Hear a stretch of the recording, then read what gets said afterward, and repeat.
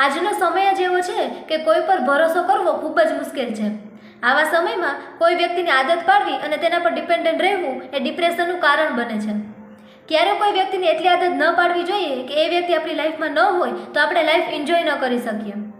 પોતાને એટલા બદલી નાખો અને એટલા મજબૂત બનાવો કે કોઈ પણ પરિસ્થિતિ આપણને હરાવી ન શકે. હંમેશા ખુશ રહેવા માટેનો સીધો રસ્તો છે સેલ્ફ લવ. આપણે જો એકલા ખુશ રહી શકતા હોય તો આપણે જીવનમાં ક્યારેય દુઃખી ન થઈ શકીએ. આજના જમાનામાં બધા લોકો ડિપ્રેશન અને એન્ઝાયટીનો સામનો કરતા હોય છે. કોઈકને કોઈક પ્રોબ્લેમ લીધે દુઃખી થતા હોય છે. પણ એક વાત હંમેશા યાદ રાખવી જોઈએ કે કોઈ પણ પ્રોબ્લેમ હંમેશા માટે નથી રહેતી. બધી પ્રોબ્લેમનું સોલ્યુશન હોય જ છે. બસ મન શાંત કરીને વિચાર કરવો પડે. જે વ્યક્તિ ઇમોશનલ હોય તે વધારે દુઃખી થતા હોય છે, કારણ કે તે બધાની વાત પર જલ્દી વિશ્વાસ કરતા હોય છે અને તે કોઈને ના નથી પાડી શકતા. એના લીધે તે બીજાને વધારે ઇમ્પોર્ટન્સ આપવા લાગે છે અને પોતાની વેલ્યુ કરતાં ભૂલી જાય છે. એક વાત હંમેશા યાદ રાખવી જોઈએ કે કોઈ પણ વ્યક્તિ હંમેશા આપણી સાથે નથી રહેતો. જ્યાં સુધી આપણી જરૂર હોય ત્યાં સુધી તે આપણી સાથે રહે છે. આ જમાનો જ એવો છે કે લોકો ગમે ત્યારે બદલી જાય છે અને આપણને મૂકીને જતા રહે છે અને આપણે એક વ્યક્તિને લીધે ડિપ્રેશનમાં આવી જઈએ છીએ અને જિંદગીમાં આનંદ નથી કરી શકતા. એટલે જ આપણે ચેન્જ થવાની જરૂર છે. આપણે બીજા વ્યક્તિના સ્વભાવ કે આદતને બદલવા એ આપણા હાથમાં નથી, પણ આપણે આપણી જાતને બદલી શકીએ છીએ. તે આપણા હાથમાં છે.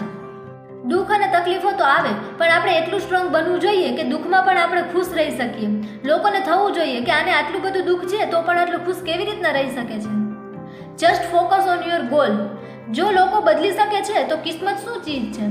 એટલે હંમેશા મહેનત કરતા રહેવું જોઈએ. કોઈ એક વ્યક્તિને લીધે આપણે દુઃખી થઈને બેસવું ન જોઈએ અને હંમેશા પોતાના કામમાં બિઝી રહેવું જોઈએ. જો જીવનમાં આગળ વધવું હોય અને ખુશ રહેવું હોય તો કોઈ બીજા વ્યક્તિ પર ડિપેન્ડન્ટ ન રહેવું જોઈએ અને પોતાના પર ધ્યાન દેવું જોઈએ અને કંઈક ને કંઈક નવું શીખતા રહેવું જોઈએ. આપણા દુઃખી થવાનું મેઇન રીઝન ફ્રી બેસી રહેવું છે.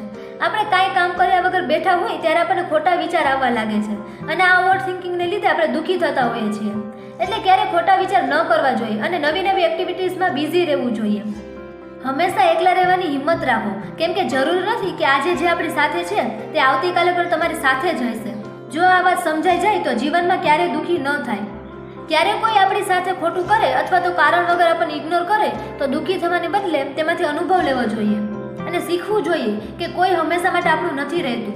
અમુક અનુભવો ભલે ને કડવા હોય પણ એમાંથી મળતો સબક જીવનને સુંદર બનાવે છે. જ્યારે કોઈ તમને હર્ટ કરે ત્યારે સાયલેન્ટ રહો, કેમ કે સમય બધાને જવાબ આપે જ છે.